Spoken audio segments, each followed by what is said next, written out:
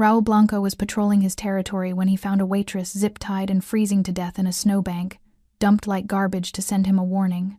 Instead of ignoring the body to protect his empire, the ruthless crime lord wrapped her in his cashmere coat and carried her directly into his secret safe house, breaking his own golden rule of invisibility.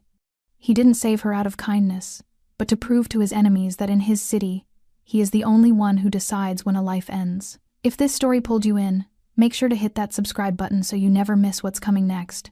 I've got another unforgettable story dropping tomorrow. And while you're here, jump into the comments and tell me where you're watching from.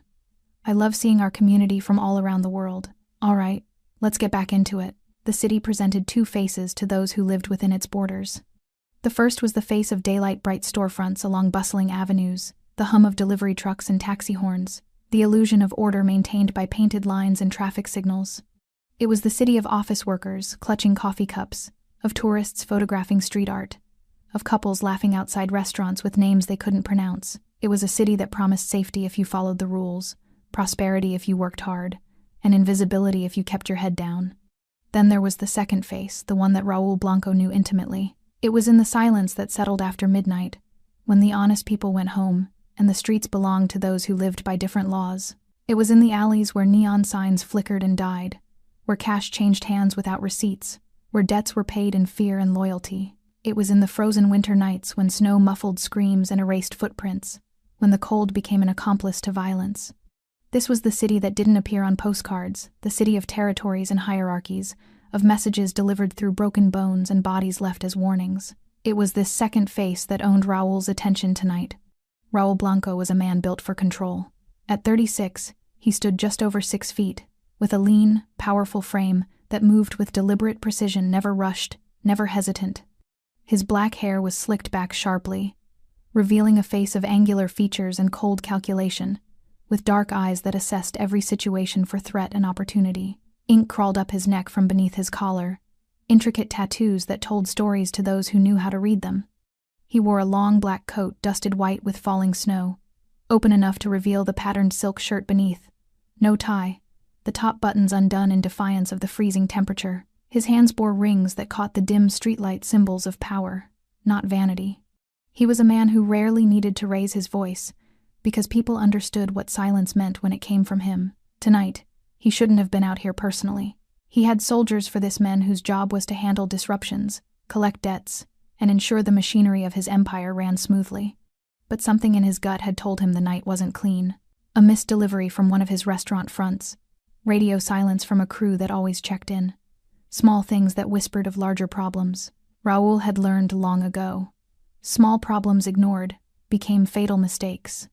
So he walked alone through the snow-covered street, breath sharp in the freezing air, footsteps muffled by fresh powder accumulating on the pavement. The city was quieter when it snowed. Sound died quickly. Evidence disappeared faster. Winter made every secret easier to bury. He was 3 blocks from the warehouse district, moving fast with purpose, when he saw her. At first, it was just a dark shape against the white, something that didn't belong in the empty street. As he closed the distance, details emerged that made his jaw tighten and his stride slow to something more deliberate. A young woman sprawled on the frozen pavement.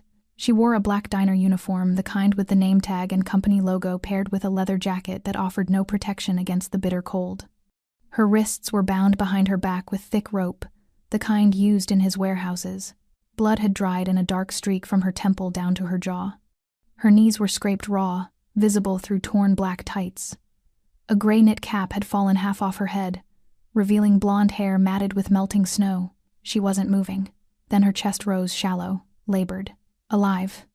Raul stopped 10 feet away, his mind already processing what this meant. In his world, bodies left in the street were communication, warnings sent between organizations, punishments made public, boundaries enforced through violence. But the execution mattered. Clean kills commanded respect. Sloppy deaths invited chaos and questions. This was sloppy. The ropes were tied hastily, cutting into her wrists at awkward angles that spoke of panic, not professionalism. The placement was careless, dumped in the middle of a residential side street, rather than positioned deliberately where rivals would find her. No signature, no calling card, no message that made sense, which meant one of two things. Either this was a mistake, someone's personal vendetta that had nothing to do with business, or someone had acted in his territory without his permission. Both were unforgivable. Raoul approached slowly, snow crunching beneath his expensive leather shoes. As his shadow fell across her, the woman's eyes snapped open wide, glassy with shock and hypothermia, but conscious enough to register pure terror. She didn't scream. Couldn't, probably. Her lips were blue, her breathing too shallow for sound. But her eyes tracked him with animal awareness, the kind of fear that understood predators instinctively. Good. Fear kept people honest. Raoul crouched beside her, studying her face. Mid-20s, maybe. Pale skin now gray from cold exposure. Bruising around her left eye that was hours old, the edges already turning purple and yellow. A split in her bottom lip, crusted with dried blood. Someone had beaten her before binding her. Someone had taken their time. Who did this? His voice was low, controlled, carrying no warmth. She opened her mouth. Her jaw trembled violently. Only a whisper of frozen breath emerged, no words, just the rattle of someone losing the fight against cold. Raoul stood, calculating. Dead witnesses were clean, but this one might have answers. And more importantly, whoever left her here had made a critical error. They'd assumed she would freeze quietly, that her death would look accidental, that no one would ask questions about a waitress who wandered into the wrong neighborhood. They hadn't counted on him finding her first. He pulled his phone from his coat pocket. 2 calls. First to his driver, discreet pickup, back entrance, 5 minutes. Second to his medic, prepare the safe house, treat for hypothermia and trauma, no hospitals, no records, complete silence. When he ended the call, he looked down at the woman shivering violently in the snow. Her diner uniform soaked through, her skin the color of marble, her survival measured in minutes. Raoul removed his coat and draped it over her trembling form. Not kindness, strategy. In his line of work, mercy was expensive, curiosity was dangerous, but disrespect? That was unforgivable. And someone had just disrespected him in the worst possible way, by assuming they could leave a body in his territory and face no consequences. He knelt again, close enough that she could hear him through her shock. "You're going to live," he said quietly. "And then you're going to tell me everything." Her eyes widened further, not with relief, but with a different kind of terror. The kind that understood rescue might be more dangerous than death. Raoul stood as headlights appeared at the end of the street. Good. The night had just become very interesting. The safe house wasn't warm. Raoul didn't believe in comfort for complications, but it was warmer than the street. The room was concrete and shadow, lit by a single overhead bulb that cast harsh angles across sparse furniture. A metal frame bed, a wooden chair, a radiator that clanked and hissed in the corner, pushing tepid heat into the cold air. The windows were barred, not to keep people out, but to keep them in. Raoul stood against the far wall, arms crossed, watching his medic work.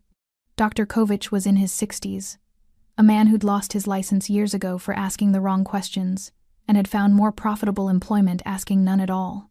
His hands moved with practiced efficiency, checking vitals, cutting away the rope binding the woman's wrists, assessing injuries with clinical detachment.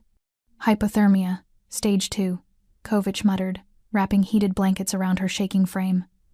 "Another 20 minutes, and we'd be looking at organ failure. Bruising consistent with blunt force trauma to the face and ribs. Rope burns, deep. Whoever did this wasn't trained too much emotion in the binding." Raoul's eyes narrowed. Emotion. Professional restraints are efficient. These, Kovic gestured to the discarded rope now coiled on the floor. These were angry. Personal. That confirmed what Raoul already suspected. This wasn't a hit. It was rage wearing the costume of business. The woman stirred, a low moan escaping her blue-tinged lips. Her eyes fluttered open, unfocused at first, then sharpening with sudden panic as she registered the unfamiliar room, the stranger hovering over her, the man watching from the shadows. She tried to sit up. Kovic pressed her back down gently but firmly. "Easy. You're still in shock." Her breathing accelerated, chest heaving beneath the blankets. Her gaze darted around the room, searching for exits, finding none. When her eyes landed on Raoul, they widened with recognition, not relief, but the kind of terror reserved for legends made flesh. She knew exactly who he was. "You're..." Her voice cracked, barely a whisper. "Alive," Raoul said flatly. "Because I decided you should be." The weight of that statement settled over her like a second set of chains. She understood immediately. Her survival was conditional, temporary, and entirely at his discretion. Kovic finished his assessment, packing his supplies with methodical care. She'll live. Keep her warm, hydrated. Watch for signs of shock returning. I'll check back in 12 hours. He left without another word, the door clicking shut behind him with a finality that made the woman flinch. Now it was just the two of them. Raoul didn't move from the wall. He'd learned long ago that stillness was its own form of pressure. It forced people to fill silence with truth. The woman pulled the blankets tighter around herself, though she was still shivering. Not from cold now, from fear. "What's your name?" Raoul's voice was conversational, almost gentle. The kind of tone that made lies feel heavier. She swallowed hard. Betty Parker. Betty Parker. He repeated it slowly, tasting the syllables for deception. "Who did this to you?" Her jaw trembled. She looked away, staring at the barred window where snow continued to fall outside, silent and relentless. "I don't know." Wrong answer. Her eyes snapped back to him, wide with desperation. "I don't. I never saw their faces. It was dark. They grabbed me from behind when I was leaving work. I couldn't." "Then tell me why." The question hung in the air between them, heavy with implication. Raoul pushed off the wall and moved closer, not threatening, just present a reminder that nowhere in this room was safe from his attention. Betty's breathing quickened. Her fingers clutched the blanket so tightly her knuckles went white. "I worked at Rosie's diner. Night shift, midnight to 7. Her voice was barely audible. "It's nothing special. Just coffee and eggs and regulars who don't tip. And what do these regulars talk about?" Her silence was answer enough. Raoul crouched beside the bed, eye level now, close enough to see the conflict playing across her exhausted face. "In my world, Betty Parker, there are 3 kinds of people. Those who speak, those who listen, and those who disappear. Which one are you?" Tears welled in her eyes, not from pain, but from the terrible understanding that honesty might kill her just as surely as the cold almost had. "I listen," she whispered. "I'm supposed to be invisible. Refill coffee, wipe tables, not hear anything. But they talk anyway. Like I'm furniture. Who talks? Drivers, collectors, men in suits who come in at 3 a.m. and don't eat, just drink coffee and discuss." She stopped herself, fear choking off the words. "Roots," Raoul finished for her. "Numbers, names." She nodded miserably. Raoul stood, processing this. In his organization, loose lips were a terminal condition. But waitresses, janitors, delivery workers, they were background noise, invisible infrastructure. No one gave them operational details deliberately, which meant Betty Parker had simply been present. Wrong place, wrong time, wrong ears. "Did you tell anyone what you heard?" "No." The word came out desperate, fervent. "I swear. I'm not stupid. I know what happens to people who talk. I kept my head down. I kept quiet. I didn't even—" "Then why are you still breathing?" The question stopped her cold. Raoul watched understanding dawn across her face, the terrible logic of survival. "Because someone noticed anyway," she said quietly. "Not just noticed. Someone decided you were a threat. Someone bypassed proper channels, skipped authorization, and handled you personally." Raoul pulled the discarded rope from the floor, holding it up. "Recognize this?" Betty stared at the thick brown fiber, confusion flickering across her features. "Should I?" "It's from my warehouses. Tagged, tracked, accounted for." He dropped it back on the ground. "Whoever took you used my own supplies to tie you up and leave you to freeze in my territory." The implication crashed over her like cold water. This wasn't just about what she'd heard. This was about someone in Raoul's organization acting without permission. Betty's voice was barely a whisper. "What does that mean?" Raoul's expression hardened into something colder than the winter night outside. "It means someone just declared war. And you're the only witness." Betty didn't sleep that first night. How could she? Every time she closed her eyes, she felt the rope cutting into her wrists, the burn of frozen pavement against her cheek, the certainty that she was going to die alone in the snow while the city ignored her last breaths. And now she was here alive, but trapped in a room that felt more like a tomb than salvation, guarded by a man whose reputation made death seem merciful by comparison.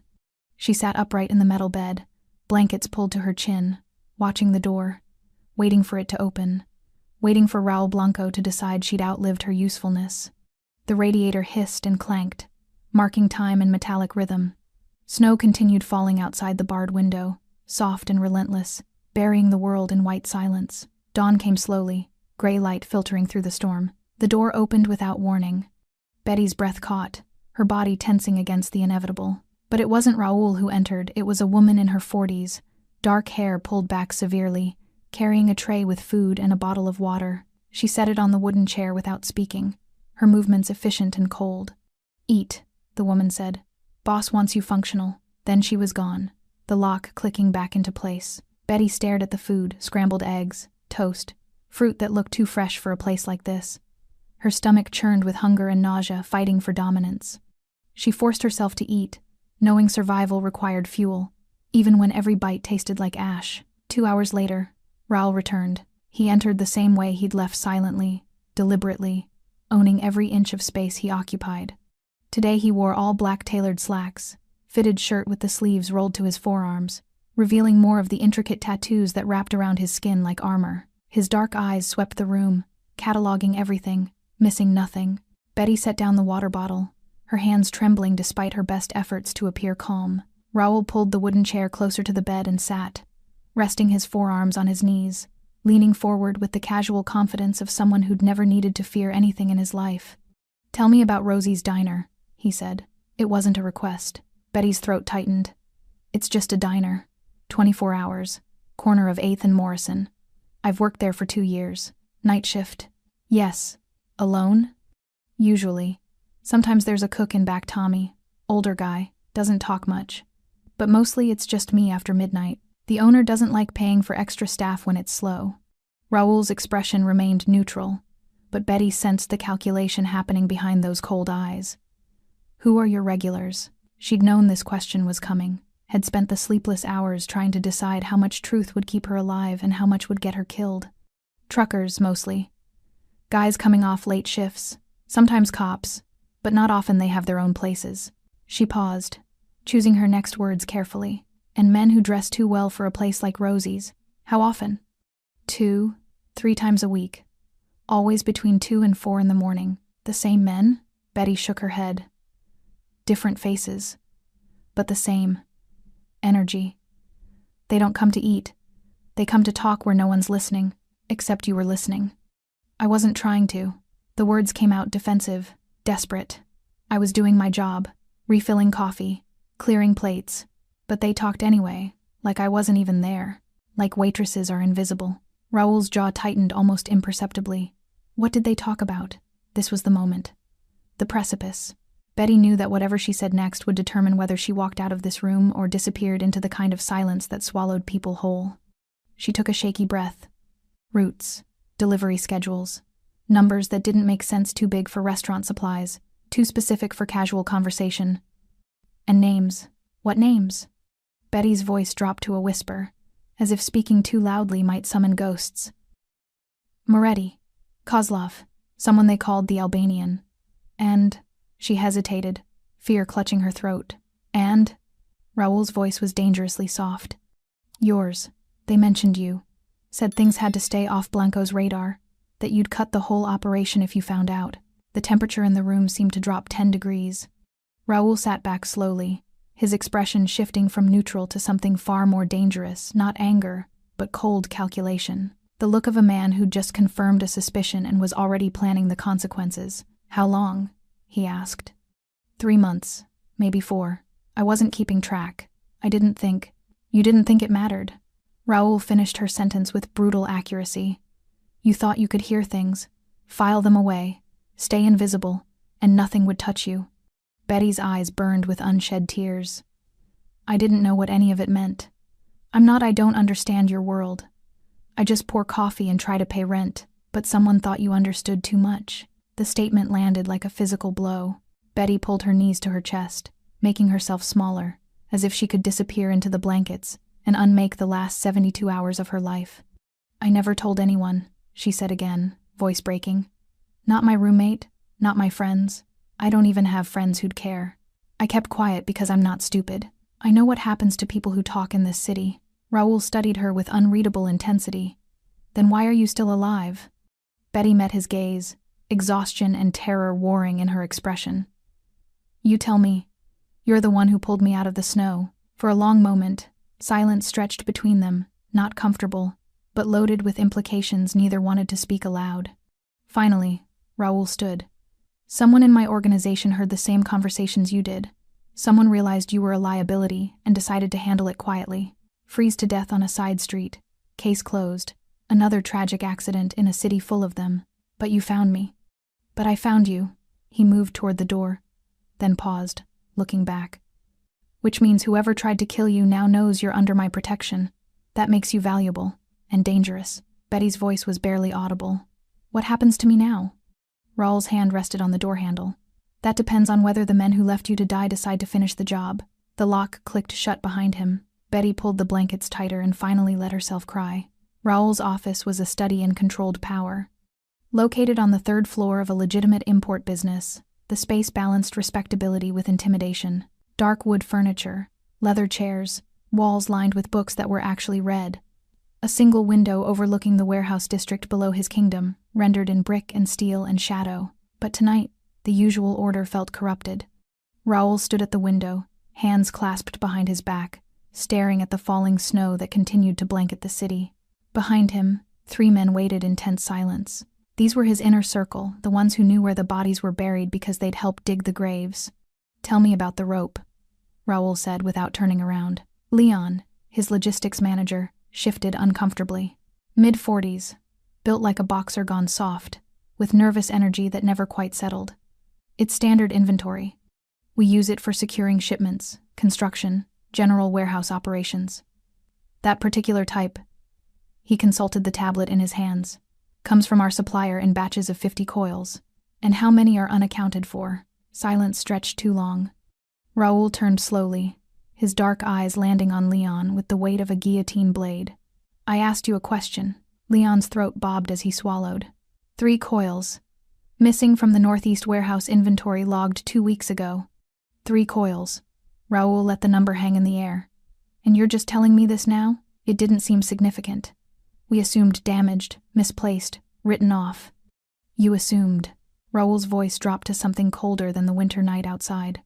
"In my organization, assumption is how people die." The other 2 men, both younger, both understanding that silence was survival, remained perfectly still. Raoul moved to his desk, pulling up security footage on his laptop. "Northeast warehouse. Show me access logs for the past month." Leon's fingers trembled slightly as he navigated the system. Names and timestamps appeared on screen drivers, warehouse workers, supervisors conducting inventory checks, all routine, all authorized. Until one name appeared with disturbing frequency during late-night hours when the facility should have been nearly empty. Raoul's jaw tightened. "Explain to me why Antonio Ruiz was in that warehouse 17 times between midnight and 4 a.m. in the last 3 weeks. Leon went pale. "Antonio's a senior lieutenant. He has clearance for what? Late-night rope shopping?" Raoul's voice cut like a blade. "Antonio handles collections and enforcement. He has no operational reason to be in inventory warehouses at 3 in the morning." One of the younger men, Julian, sharp-eyed and ambitious, spoke carefully. "Antonio's been acting different lately, more secretive, taking calls he won't explain, disappearing for hours without checking in." Raoul's attention shifted to Julian like a predator sensing weakness in the herd. "And you're just mentioning this now?" Julian met his gaze steadily, understanding that hesitation would be interpreted as complicity. "I only started noticing last week. I thought about bringing it to you, but I wanted to be sure before making accusations. Caution is wise. Silence is fatal." Raoul closed the laptop with deliberate calm. "Where is Antonio now?" "Running collections in the South District," Leon answered quickly, eager to provide useful information. "He's due back by 9. Raoul checked his watch. 7:15. Less than 2 hours. He moved to a locked cabinet behind his desk, removing a burner phone and a small leather journal, the kind that contained information too sensitive for digital storage. He flipped through handwritten entries, cross-referencing dates and locations. Antonio Ruiz, 32 years old, with the organization for 7 years. Worked his way up from street muscle to lieutenant through loyalty, competence, and controlled violence. Married, 2 kids, mortgage on a house he couldn't officially afford. A man who understood the system. A man who should have known better than to break it. Raoul's finger stopped on an entry from 6 weeks ago. Antonio, unusual expenses. New car, jewelry. Explained as inheritance. Verify. He'd made a note to follow up and then forgotten. Small oversight. Fatal mistake. Pull Antonio's financials, Raoul ordered. Everything. Bank accounts, credit cards, cash deposits, property transfers. I want to know if he's pissing away inheritance money or if someone's paying him. Leon nodded, already pulling out his phone to make calls. Raoul returned to the window, mind working through possibilities like a chess player calculating moves and counter-moves. If Antonio was running a side operation, he wasn't doing it alone. That kind of setup required infrastructure, storage, distribution, protection, buyers. It required a network, which meant the rot went deeper than one ambitious lieutenant. The diner, Raoul said suddenly. Rosie's, corner of 8th and Morrison. Pull our records. Do we use it? Julian checked his own phone, scrolling through encrypted files. It's listed as a collection point for restaurant fronts. Low-level cash drop, occasional meeting spot. Nothing significant. Who handles that route? Julian's expression shifted to something grimmer. Antonio's crew. There it was. The connection. Antonio controlled the route that included Rosie's diner. Antonio had access to warehouse inventory. Antonio had been spending money he shouldn't have. And Antonio's schedule put him in exactly the right place at exactly the right time to overhear late-night conversations about operations that were supposed to be invisible, operations that Betty Parker had also overheard. Raoul's hands curled into fists behind his back. The insult was layered not just the unauthorized operation, but the sloppiness of it, leaving a witness alive long enough to hear, deciding to eliminate her without proper cleanup, using Raoul's own supplies to do it. Antonio hadn't just betrayed the organization. He'd disrespected it. When Antonio arrives tonight, Raoul said quietly, bring him to the basement. Tell him I need to discuss collection quotas. Keep it casual. No alarm. Leon and Julian exchanged glances, both understanding exactly what basement meant. And the woman? Leon asked carefully. Betty Parker. What do we do with her? Raoul turned from the window, his expression carved from ice. She stays alive, under guard, no contact with anyone. If Antonio was willing to kill her once, he'll try again the moment he knows she survived. And if Antonio talks? If he tries to? Antonio won't talk. Raoul's voice carried absolute certainty. Because by the time I'm done with him, he'll understand that death is a mercy he hasn't earned. The three men nodded, filing out silently to execute their orders. Alone in his office, Raoul stared at the falling snow and thought about trust, how hard it was to build, how easy it was to break, and how expensive it was to repair. Somewhere in his empire, someone had decided they could operate without his permission. That mistake would cost them everything. Betty woke to the sound of voices outside her door, not loud, barely above whispers, but urgent in a way that made her pulse quicken. She sat up slowly, still wrapped in blankets, straining to hear through the thick metal barrier. Don't care what he said. We need protocols. Just guard her. That's the job. If Antonio finds out she's alive. The voices faded as footsteps moved down the hallway. Antonio. The name hung in the stale air like smoke. Betty didn't know who Antonio was, but she understood the tone, the way people spoke about threats they couldn't quite control. She pulled her knees to her chest, mind racing. 48 hours ago, she'd been pouring coffee and counting tips, living a life so ordinary it hurt. Now she was trapped in a concrete room, guarded by criminals, caught between men who spoke in violence and silence. The door opened without warning. Raoul entered, carrying a folder thick with papers. He wore the same black clothing as before, but something about his expression had changed, sharper, more focused, like a blade that had just been whetted. Get dressed, he said, tossing clothes onto the bed. We need to talk. Betty stared at the pile. Dark jeans, a plain sweater, clothes that looked new and exactly her size. How did you... 10 minutes. He turned toward the door. Wait. The word came out before she could stop it. Raoul paused, not turning around. Betty's voice trembled. What's happening? I heard people talking about someone named Antonio. Is he the one who... Get dressed, Raoul repeated, his tone allowing no argument. Then you'll understand everything. He left, the lock clicking behind him. Betty changed quickly, her hands shaking as she pulled on the unfamiliar clothes. They fit perfectly, which somehow made everything worse. It meant Raoul's people had assessed her size, procured clothing, anticipated her needs with the efficiency of an organization that disappeared problems. She was either being protected or prepared for burial. When the door opened again, Raoul wasn't alone. The woman from breakfast stood behind him, arms crossed, watching Betty with the same cold assessment as before. This is Elena, Raoul said. She'll be staying with you. It wasn't a comfort. It was a warning. Raoul gestured for Betty to follow him. They moved through narrow corridors lit by harsh fluorescent bulbs, past closed doors that suggested other rooms, other secrets. The building felt larger than she'd imagined, a maze designed to disorient, to make escape impossible. They stopped at a door marked only with a number, 7. Inside was a small room with a table, 2 chairs, and a laptop. Raoul gestured for Betty to sit, then opened the folder he'd been carrying. He spread photographs across the table like a dealer revealing cards. Crime scene photos. Betty's stomach lurched. The images showed the street where she'd been, left her body sprawled in the snow, captured from multiple angles. Someone had taken pictures before Raoul arrived. Someone had documented her near death with clinical precision. "These were taken by my security team," Raoul said, his tone neutral. "Standard protocol for anything unusual in our territory." Betty couldn't look away from the photos.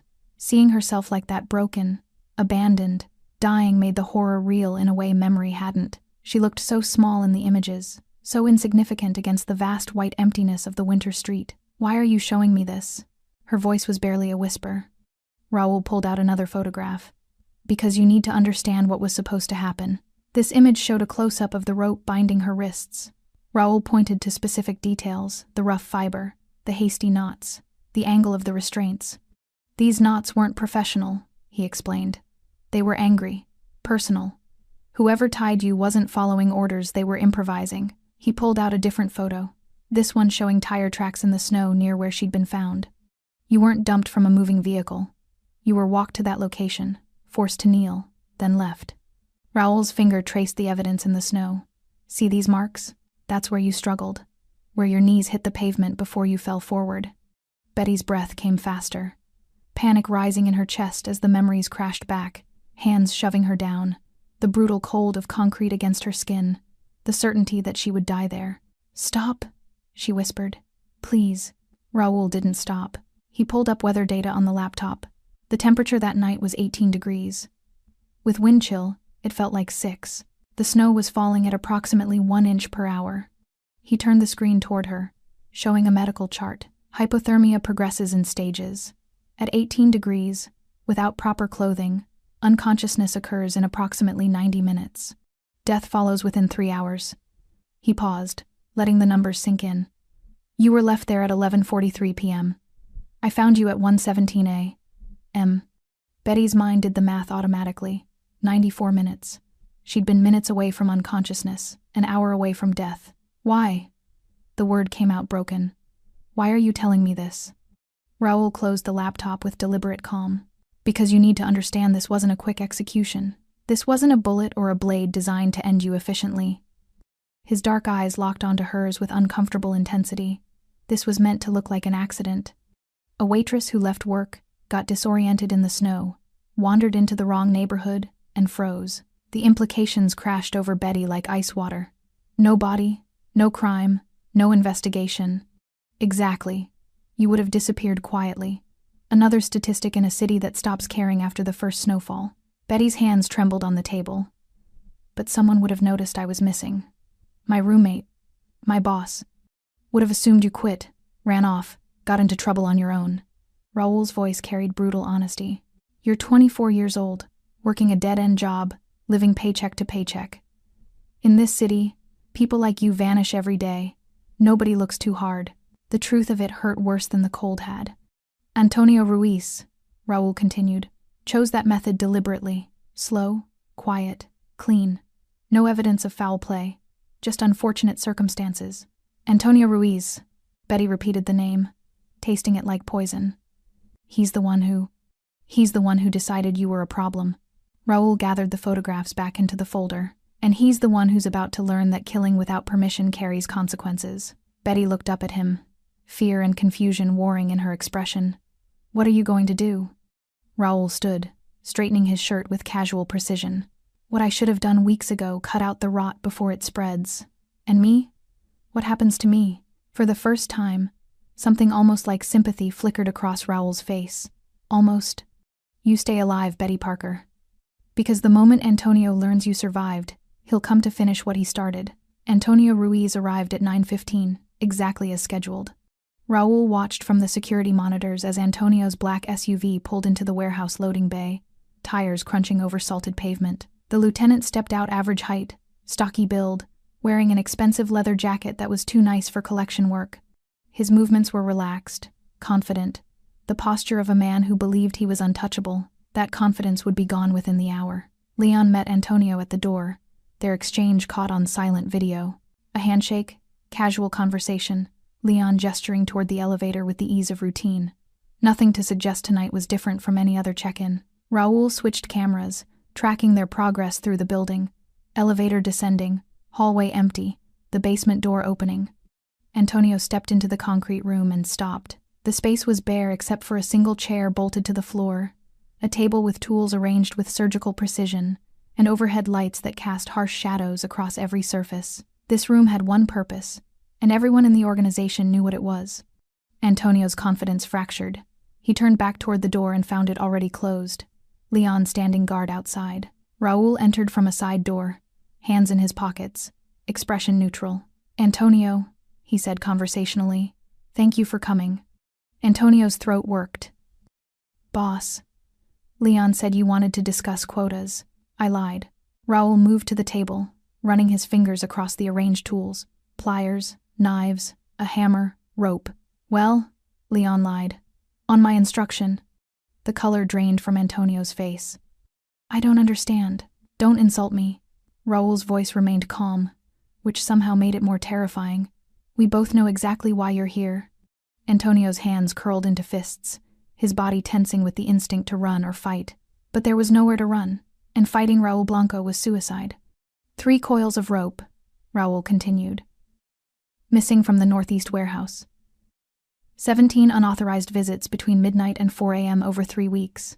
Unexplained income totaling $47,000 in the past 2 months. He picked up a photograph from the table Betty sprawled in the snow. "And 1 waitress left to freeze in my territory without my permission." Antonio's eyes went wide, genuine shock registering across his features. Not shock at being caught, shock that Betty was evidence instead of a buried secret. "She's dead," Antonio said too quickly. "I checked the reports. No body recovered. Assumed wrong." Raoul set the photograph down carefully. "I found her. 94 minutes after you left her. Still breathing." The implications crashed over Antonio like a collapsing building. His breathing accelerated, sweat beading on his forehead despite the basement cold. "Boss, I can explain." "Then explain." Raoul leaned against the table, arms crossed, giving Antonio the floor. "Explain why you're running an unauthorized operation through my restaurant fronts. Explain why you're moving product I don't know about, using routes I didn't approve, and eliminating witnesses without clearance." Antonio's mouth opened and closed, calculations racing behind his eyes. How much to admit, how much to deny, whether truth or lies would save him. "It wasn't supposed to be like this," he finally said. "The operation, it started small. Side money, clean routes, nothing that would interfere with official business. Side money." Raoul's tone remained dangerously neutral. "In my organization, there is no side money. There's money that flows through proper channels, and there's theft. It wasn't theft. I was going to bring it to you once it was established, once I could prove it was profitable. You were going to present me with a finished operation and expect gratitude?" Raoul's voice dropped to something colder. "You think I built this empire by letting people operate behind my back and then rewarding them for it?" Antonio's desperation became palpable. "I had investors, people who wanted in on the action but didn't want official connections. I thought I could expand our reach, bring in new revenue streams." "Who?" The single word cut like a blade. Antonio hesitated, and that hesitation told Raoul everything. "You're protecting them." Raoul pushed off the table, moving closer. "These investors who wanted unofficial access to my territory. You're more afraid of them than you are of me. They're businessmen, legitimate people who—" "Give me names, Antonio." "I can't. They'll kill me if—" Raoul's hand shot out, gripping Antonio's throat with sudden, brutal efficiency. Not choking, just holding a reminder of how quickly control could shift. "You think they'll kill you?" Raoul's voice was barely a whisper. "You think whatever they'll do is worse than what happens to people who betray me?" Antonio gasped, hands instinctively grabbing Raoul's wrist. "Kozlov, the Albanian, Moretti's nephew. They approached me 6 months ago with a proposal." Raoul released him. Stepping back, Antonio staggered, sucking in air, hand pressed to his throat. Those names changed everything. Kozlov ran trafficking through the eastern ports. The Albanian controlled gambling and extortion in the warehouse district. Moretti's nephew was a trust fund gangster trying to build reputation through his uncle's connections. They weren't investors. They were rivals testing boundaries, using Antonio as a wedge to crack Raúl's organization from the inside. The waitress, Raúl said. Betty Parker. Why her? Antonio's shoulders slumped in defeat. She heard too much. Late nights at Rosie's, we used it as a meeting spot because it was neutral, quiet. We didn't think the staff mattered. But she was always there, always listening. And one night Kozlov said something specific about routes and she reacted. Just a flinch, but enough. So you decided to eliminate her. I panicked. Antonio's voice cracked. Kozlov said she was a liability, that if she talked to anyone, if she talked to you, the whole operation would collapse. He wanted her gone immediately, professionally. But I thought... He stopped, realizing how damning his next words would be. You thought freezing her would be cleaner, Raúl finished. No bullets, no blood, no questions. Just an accident that would disappear under the snow. Antonio nodded miserably. Raúl walked a slow circle around him, predator assessing prey. You made 4 mistakes, Antonio. First, operating without permission. Second, using my resources to do it. Third, killing in my territory without authorization. And fourth, he stopped directly in front of Antonio, eyes cold as winter, failing to confirm the kill. Boss, please. Betty Parker is alive, which means she can testify, which means everyone now knows you're not just a thief, you're incompetent. Antonio dropped to his knees. I'll fix it. I'll find her, finish it properly. You'll do nothing. Raúl's voice carried absolute finality. Because the moment Kozlov and his partners learn she survived, they'll send their own people to clean up your mess. And that, Antonio, is about to become very useful. Antonio looked up, confusion and terror mixing in his expression. Raúl smiled sharp, cold, promising violence. You're going to help me set a trap. Betty heard the screaming start at midnight. It came from somewhere below her room, muffled by concrete and distance, but unmistakable. Not words, just raw sound. Pain vocalized, terror made audible. She pressed her hands over her ears, curling into herself on the metal bed. But nothing could block out the knowledge of what was happening in the basement. Someone was paying for her survival. Elena sat by the door, arms crossed, expression unchanged. She'd been present for hours, silent guardian or warden. Betty couldn't tell which. When Betty looked at her with wide, pleading eyes, Elena simply shook her head. Don't ask questions you don't want answered. The screaming stopped abruptly. The silence that followed was somehow worse. In the basement, Raúl stood over Antonio's broken form, with the detached calm of a surgeon finishing an operation. The lieutenant was still conscious barely. Blood dripped from split knuckles where Raúl had methodically shattered the bones with the hammer. Antonio's face was a mess of bruises and cuts, his breathing ragged and wet-sounding, but his eyes were still focused, still aware. That was intentional. Pain was a message, but consciousness was the delivery system. I want you to understand something, Raúl said, his voice conversational despite the violence. This isn't punishment for stealing. Theft I can forgive, it's expected, even. Ambition is natural. He crouched beside Antonio, meeting his glazed eyes. This is punishment for disrespect. For thinking you could operate in my territory, use my resources, and kill on my streets without consequence. For believing you were smarter than the system I built. Antonio tried to speak, but only blood-flecked whispers emerged. Raúl stood, gesturing to Leon and Julian, who'd watched the entire interrogation in grim silence. Get him cleaned up. Medical attention enough to keep him functional. I need him alive for what comes next. They moved forward with practiced efficiency, dragging Antonio toward the service elevator. Raúl removed his rings one by one, setting them on the table beside the tools. His knuckles were bruised but not broken. He'd learned long ago how to inflict maximum damage while maintaining his own capability. He washed his hands in the industrial sink, watching pink water spiral down the drain. The physical act of violence never bothered him. It was necessary, mechanical, a language spoken fluently in his world. What bothered him was the waste. Antonio had been competent, loyal for years, and had thrown it all away for money and ego. Trust, once broken, could never be fully repaired. His phone buzzed. A text from one of his surveillance teams. Package confirmed. Kozlov's people mobilizing. ETA 2 hours, right on schedule. Raoul had released information through carefully controlled channels, whispers that Betty Parker was alive, protected, ready to talk. He'd made sure Antonio's partners heard exactly what they needed to hear. That their operation was compromised, that a witness could destroy everything, and that Raul Blanco's attention was focused elsewhere, leaving gaps in his security. The trap was set. Now he just needed them to walk into it. Upstairs, Betty jumped when the door opened. Raul entered, looking exactly as he had hours before, composed, clean, showing no signs of whatever had happened in the basement. Only his knuckles, slightly swollen and bruised, hinted at violence. Betty pressed herself against the wall, instinctively trying to create distance. "You heard," Raoul said, not a question. She nodded mutely. "Good. You should understand what it costs to keep you alive." He moved to the window, looking out at the snow that continued falling in the darkness. "Antonio Ruiz will survive. He'll recover. But he'll never work in this city again, and everyone in my organization will know exactly why." Betty's voice was barely audible. "What did he tell you?" "Everything." Raoul turned to face her. "The operation he was running, the partners financing it, and the fact that you were never the real target, you were collateral, leverage to keep a secret that was already rotting from the inside." "I don't understand." "Antonio was being used. Rival organizations wanted access to my territory, my roots, my infrastructure. They found an ambitious lieutenant willing to play the middle, convinced him he could get rich and get away with it." Raoul's expression hardened. "You heard conversations you weren't supposed to hear.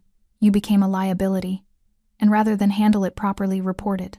Let me decide Antonio tried to solve the problem himself." Betty absorbed this, the full weight of it settling on her shoulders. "So I almost died because I was in the wrong place at the wrong time. You almost died because powerful men wanted to test my control, and you were convenient." Raoul moved closer, his presence filling the small room. "But here's what you need to understand. They know you're alive now. I made sure of it. Which means they're coming to finish what Antonio started." Terror flooded Betty's system. "What? Why would you?" "Because chaos is an opportunity." Raoul's voice carried cold calculation. "Antonio's partners think I'm distracted, that my organization is fractured by betrayal. They think they can send a team to eliminate you, clean up their mess, and retreat before I respond. They're wrong." Betty's breathing accelerated. "You're using me as bait." "I'm using you as a solution," Raoul corrected. "When they come for you, they'll walk into a trap that eliminates them and sends a message to every other organization in this city. My territory is not negotiable, and if something goes wrong, if they actually... nothing will go wrong." The certainty in his voice was absolute. "I have 30 men positioned around this building. I have surveillance on every approach. I know exactly who's coming, how many, and what they're armed with. They'll be dead before they reach the second floor." Betty stared at him, caught between horror and a twisted sense of security. This man had beaten someone unconscious in her name. He'd dismantled part of his own organization to protect her, not out of kindness, but because she represented something larger: control, respect, order. She was a symbol wearing a diner uniform. "What happens after?" she asked quietly. "After you've sent your message and killed whoever comes, what happens to me?" Raoul studied her with unreadable eyes. "That depends on whether you can live with what you've seen, whether you can keep the kind of silence that protects both of us. And if I can't," the question hung between them, heavy with implication. Raoul moved toward the door. "Then you'll discover that I'm very good at solving problems permanently." He left before she could respond, the lock clicking with finality. Betty sat alone in the darkness, listening to footsteps in the hallway, guards taking position, weapons being checked, the mechanical preparation for violence. She thought about the screaming from the basement. She thought about Antonio Ruiz, broken but alive, a warning made flesh. And she understood with crystalline clarity that her survival depended on becoming exactly what Raoul needed: a witness who would never speak. Outside, snow continued falling, burying the world in white silence. The attack came at 3:17 a.m., exactly when Raoul predicted. Betty heard it begin not with gunfire, but with silence. The ambient sounds of the building suddenly stopped. No footsteps in hallways, no distant conversations. Just hollow quiet that pressed against her eardrums like water pressure. Elena stood abruptly, hand moving to the weapon holstered at her hip. She pressed a finger to her lips, then moved to the door with practiced efficiency, listening. Betty's heart hammered against her ribs. She wanted to ask what was happening, but fear locked the words in her throat. Then the first gunshot cracked through the silence. The sound was sharp, immediate, followed by a cascade of others, pop, pop, pop, pop, overlapping in violent rhythm. Shouting erupted, male voices barking commands and warnings. Glass shattered somewhere below. Heavy footsteps pounded through corridors. Elena drew her weapon, positioning herself between Betty and the door. "Stay down. Don't move. Don't make a sound." Betty slid off the bed, pressing herself into the corner farthest from the door, making herself as small as possible. Her whole body trembled, adrenaline flooding her system with the primal urge to run despite having nowhere to go. More gunfire. Closer now. The staccato rhythm of automatic weapons mixed with single shots, deliberate and controlled. Men were dying in the hallways. She could hear it in the screams cut short, the heavy thuds of bodies hitting concrete. The lights went out. Darkness swallowed the room completely, broken only by the faint glow of emergency lighting seeping under the door. Betty's breathing sounded impossibly loud in her own ears. Elena moved toward the window, keeping low, weapon raised. She was barely visible, just a shadow among shadows, positioned to see without being seen. "How many?" Betty whispered, unable to stay silent. "Quiet." Elena's voice was steel. The gunfire intensified, then began to fade, not stopping, but moving. The fight was traveling through the building like a storm, controlled chaos, orchestrated by someone who understood exactly how violence flowed. Raoul. 3 floors down, Raoul moved through the warehouse with lethal precision. He'd positioned his men in overlapping kill zones, using the building's architecture as a weapon. Narrow corridors that funneled attackers, blind corners where ambush was inevitable, stairwells that became death traps. Kozlov's team had come prepared, 8 men, professionally armed, moving with military discipline. But they'd walked into a space designed specifically to neutralize superior firepower through strategic positioning. Raoul caught movement in his peripheral vision, a figure clearing a corner too aggressively. He fired twice, center mass, the suppressed weapon producing wet coughs instead of cracks. The man dropped without ceremony. Leon's voice crackled in Raoul's earpiece. "East stairwell secured. 3 down." Julian followed seconds later. "South corridor clear. 2 neutralized." Raoul advanced toward the service elevator where 2 attackers had taken cover, laying suppressive fire toward his men's positions. They were well trained, communicating through hand signals, conserving ammunition, but they'd made a critical error. They'd entered his territory thinking surprise was advantage enough. Raoul circled behind them using maintenance passages only his people knew existed. He emerged from a storage room 15 feet behind their position, weapon raised. They never heard him coming. 2 shots. 2 bodies. "Main floor secured," Raoul said into his mic. "Sweep for stragglers." He moved toward the upper levels, taking stairs 3 at a time, checking corners with practiced efficiency. The building had gone mostly silent again, just sporadic gunfire as his men finished clearing rooms. When he reached the 3rd floor, he found Julian standing over a wounded attacker, weapon trained on the man's head. The attacker was young, maybe 30, bleeding from a shoulder wound but conscious and defiant. He glared up at Julian with the kind of hatred that transcended pain. "Who sent you?" Julian demanded. The man spat blood. "Go to hell." Raoul approached, footsteps echoing in the corridor. The wounded man's eyes tracked him, recognition and fear flickering across his features. "Kozlov or the Albanian?" Raoul asked conversationally. Silence. Raoul crouched beside him, studying the tactical gear, the weapons, the earpiece still transmitting dead static. "Doesn't matter. You're already a corpse. The only question is whether you die quickly or slowly." The man's jaw tightened, but his resolve was cracking. Pain had a way of reshaping priorities. "Kozlov," he finally gasped. "Contract hit. 50,000 for the girl. Clean execution. No witnesses. And if you failed?" The man's expression twisted with grim understanding. "We weren't coming back anyway." Raoul stood. "Then you got what you came for." He nodded to Julian, who fired once. The sound echoed briefly, then faded into silence. Betty heard footsteps approaching, measured, deliberate, not frantic. Elena tensed, weapon raised toward the door. 3 knocks, a pause, 2 more knocks. Elena relaxed fractionally, moving to unlock the door. Raoul entered, his black clothing torn in places, a streak of blood across his jaw that clearly wasn't his. He looked like violence made human-controlled, efficient, utterly without remorse. His eyes found Betty immediately. "You're unharmed." It wasn't a question, but she nodded anyway. "It's over," Raoul said. 8 confirmed dead. No survivors. No loose ends. Betty's voice shook. Who were they? Kozlov's people. Professionals sent to finish what Antonio started. Raoul moved to the window, looking out at the snow-covered streets where emergency lights would never arrive. They won't send more. How do you know? Because I'm about to make sure Kozlov understands the cost of operating in my territory without permission. Raoul's expression was carved from ice. Before morning, he'll receive very specific packages. So will the Albanian. So will Moretti's nephew. They'll understand that testing my boundaries comes with consequences they can't afford. Betty absorbed this, understanding exactly what packages meant. Parts of the men who'd come to kill her, delivered as warnings to the men who'd sent them. She should have been horrified, should have recoiled from the brutality, the casual discussion of dismemberment and terror.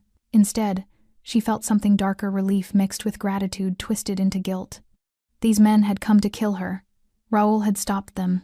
The methods didn't matter when the alternative was her body freezing in snow. What happens now? She asked quietly. Raoul turned from the window, studying her with unreadable intensity. Now we finish this. Finish what? Making sure no one ever questions my control again. His voice carried absolute certainty. And deciding what to do with the woman who survived long enough to see it all. The weight of those words settled over Betty like a shroud. She'd witnessed murder, torture, organized violence on a scale that made her complicit simply by breathing the same air. She could never testify, could never speak, could never go back to the life she'd known. That person, Betty Parker, waitress at Rosie's diner, invisible and ordinary, had frozen to death in the snow. Whoever she was now existed only at Raoul Blanco's discretion. Outside, dawn began breaking through the storm clouds, pale light touching snow-covered streets where bodies would never be found and questions would never be asked. The safe house felt different after the violence. Betty sat in the small room where she'd been held for 5 days, but the bars on the windows no longer seemed like imprisonment, they felt like protection. The concrete walls weren't a tomb, they were a barrier between her and a world that had tried to erase her. She stared at her hands, turning them over slowly. They looked the same as they had a week ago. Same small calluses from carrying hot plates. Same chipped nail polish she hadn't bothered to fix. But they felt foreign now, like they belonged to someone else. The door opened. Raoul entered alone. No guards, no weapons visible. He wore different clothes, charcoal slacks. A black button-down with the sleeves rolled to his forearms, revealing the intricate tattoos that wrapped around his skin like stories written in ink. His dark hair was slightly disheveled, his expression tired in a way she hadn't seen before. He looked almost human. Almost. He pulled the wooden chair close to the bed and sat, leaning forward with his forearms on his knees, hands clasped loosely. For a long moment, he just studied her, not with the cold assessment of earlier days, but with something closer to curiosity. "You haven't asked to leave," he finally said. Betty's throat tightened. "Would it matter if I did?" "Yes." The answer surprised her. "You're not a prisoner anymore, Betty Parker. You haven't been since the moment I pulled you out of the snow. Then what am I?" Raoul considered the question carefully. "A complication. An investment. A loose end that refuses to be tied off cleanly." He paused. "A survivor." The last word hung between them, weighted with meaning neither wanted to examine too closely. "I need to understand something," Betty said quietly. "Why did you save me?" "The real reason. Not the explanation about territory or disrespect or control. The actual reason." Raoul's jaw tightened almost imperceptibly. "Does it matter?" "It matters to me." Silence stretched between them, not uncomfortable, but heavy with unspoken truths fighting to stay buried. "I've built an empire on rules," Raoul finally said. "Structure. Hierarchy. Everyone understands their place, their boundaries, their consequences. It works because it's predictable. Violence has purpose. Death has meaning. Nothing happens without reason." He looked toward the barred window, where morning light filtered through falling snow. "When I found you in that street, bound and bleeding and left to freeze, it represented everything I've spent 15 years preventing: chaos, unnecessary cruelty, waste." His voice dropped lower. "In my world, people die for betrayal, for disrespect, for breaking rules everyone agreed to follow.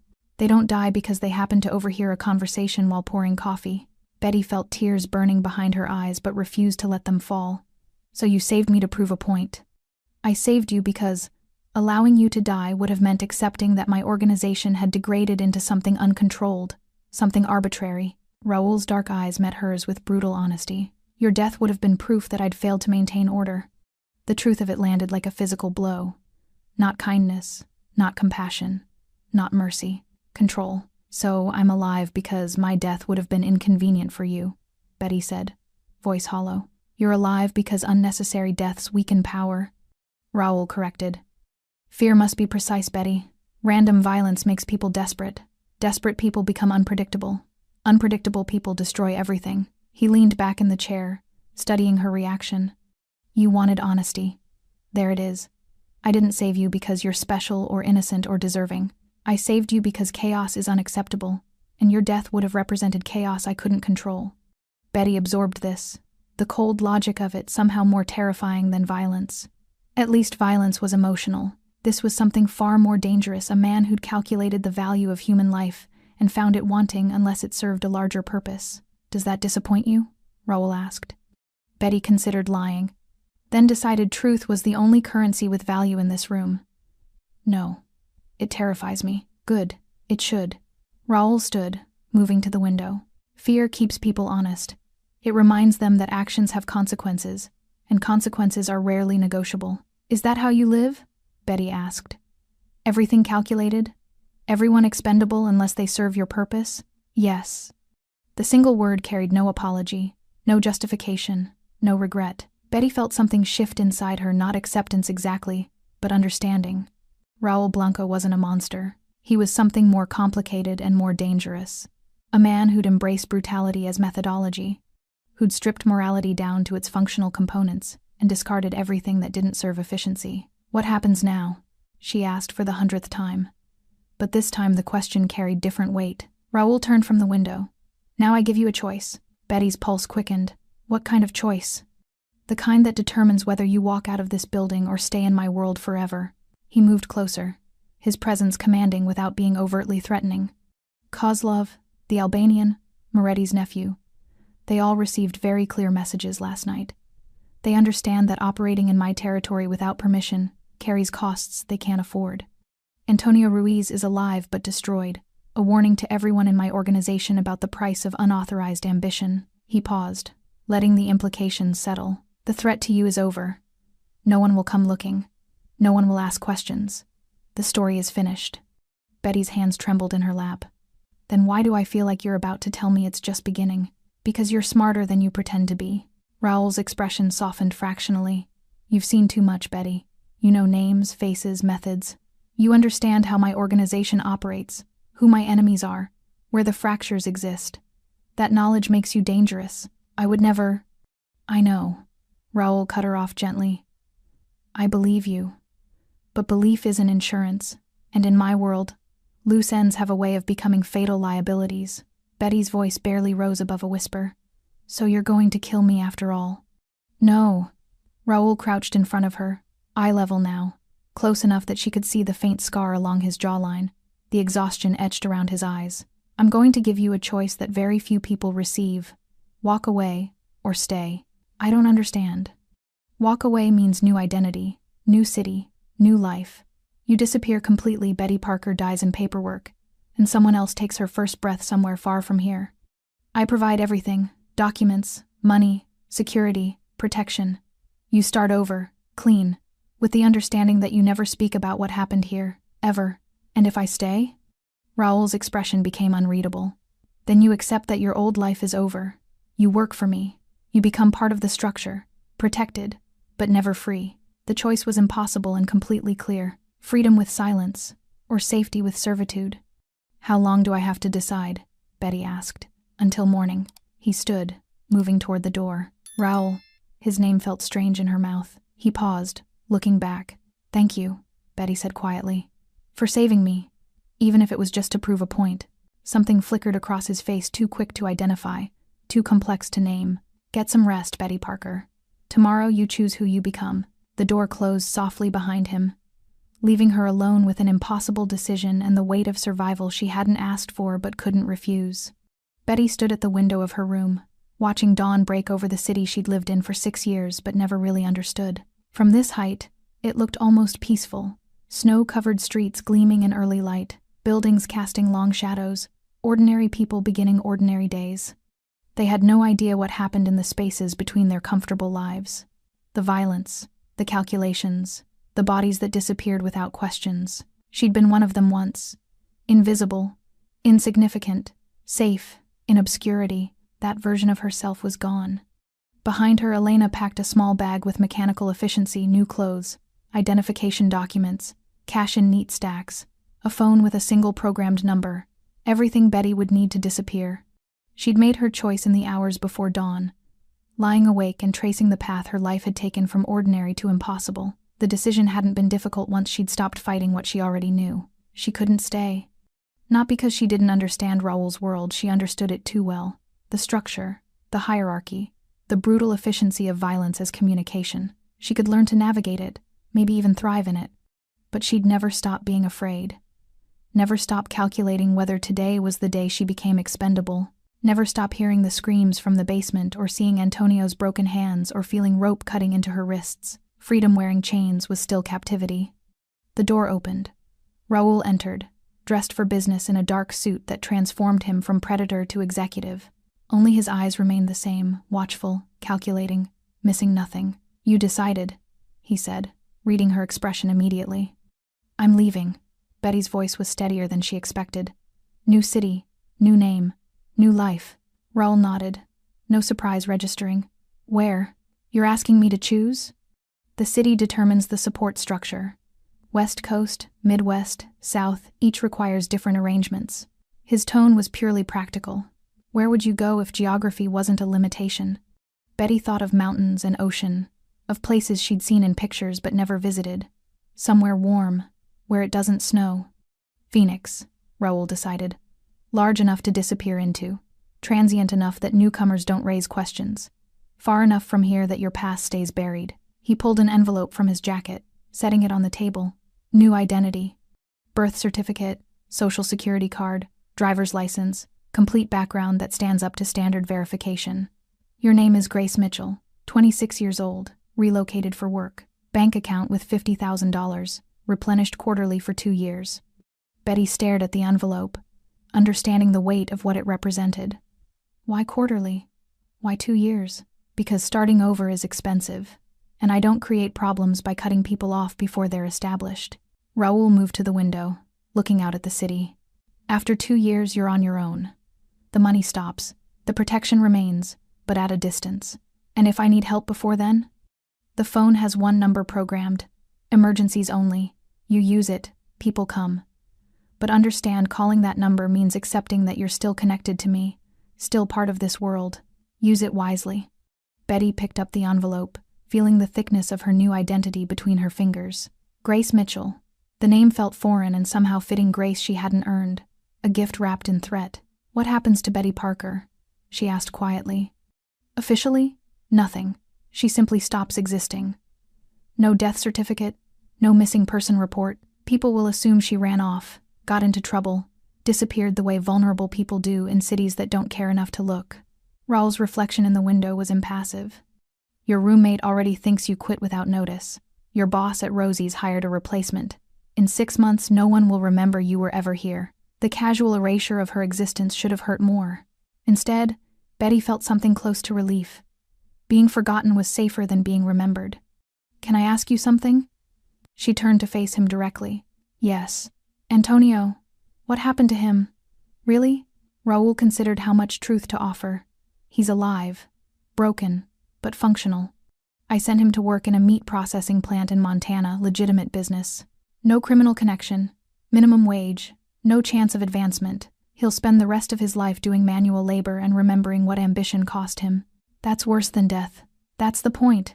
Raoul's expression remained neutral. "Antonio gets to live with his failure every day. Everyone in my organization gets to see him and understand what happens when you operate without permission. It's a lesson that keeps working long after a corpse stops being useful."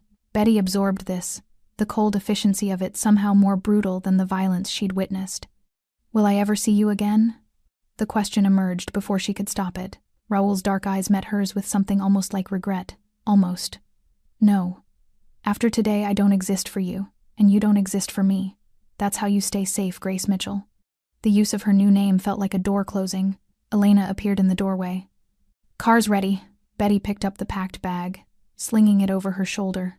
Everything she needed to start over, fit in, carry on luggage, which said something profound about how little she'd accumulated in 24 years of existence. She moved toward the door, then paused beside Raoul. "I won't forget," she said quietly. "What you did, what you are, all of it. Good." His voice carried finality. "Fear is survival. Never forget that staying alive sometimes means accepting help from people who terrify you." Betty nodded, understanding that this was his version of goodbye. No sentiment, no false comfort, just brutal honesty wrapped in warning. She followed Elena through corridors she'd memorized, past doors she'd never see opened, down stairs that led to freedom she'd never truly feel. The car was black, expensive, windows tinted dark. The driver didn't speak as Betty slid into the back seat. Elena handed her a second envelope thicker than the first. Instructions, contacts, emergency protocols. Read everything, then burn it. Elena's expression remained impassive. "Good luck, Grace Mitchell." The door closed.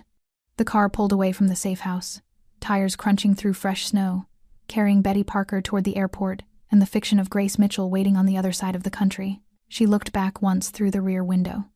Raoul stood at a third-floor window, a dark silhouette against bright interior light, watching her leave, making sure she actually went. Then the car turned a corner, and he disappeared from view. Raoul remained at the window long after the car vanished into morning traffic. Behind him, Leon entered quietly. "The rival crews have all acknowledged your message." Kozlov sent formal apology. The Albanian requested a meeting to clarify boundaries. Moretti's nephew has gone silent, probably left the city. "Good." Raoul turned from the window, his expression settling back into the mask of control he wore like armor. "Schedule the meeting with the Albanian. Make it clear that boundaries aren't negotiable, they're absolute. And the woman? If anyone asks?" "No one will ask. And if they do, Betty Parker left the city weeks ago." "Destination unknown. Case closed." Leon nodded, understanding that some stories ended without resolution because resolution raised uncomfortable questions. After he left, Raoul sat at his desk, pulling up security footage from the safe house the moment he'd found Betty in the snow, carried her to safety, made the choice that would cost him blood and money and trust. He watched himself crouch beside her broken form, removing his coat, making a decision that defied every principle of self-preservation he'd built his empire upon. And he understood, with cold clarity, that he'd never truly know why. Maybe it was control. Maybe it was chaos wearing the mask of mercy. Maybe it was the last fragment of humanity he'd managed to preserve while building an empire on calculated violence. It didn't matter. Betty Parker was gone. Grace Mitchell was someone else's problem. And Raoul Blanco remained exactly what he'd always been, a man who saved one life to prove that his empire hadn't degraded into meaningless cruelty. He closed the laptop and stood, straightening his suit, preparing for another day of maintaining the structure that kept his world from collapsing into chaos. Outside, snow continued falling, covering streets and erasing footprints, burying secrets the city would never bother to uncover. The Mafia boss who'd found a bound waitress in the snow had shocked everyone not by becoming good, but by proving that even in darkness, control mattered more than chaos. And that, in the end, was the only redemption men like him could ever claim. Thanks for staying with this story right till the final moment. You're the reason these stories come alive. If you're ready for another powerful journey, just tap the next video on your screen. And before you go, leave a quick comment and rate this story from 1 to 10. I'm excited to see your thoughts and connect with you down there.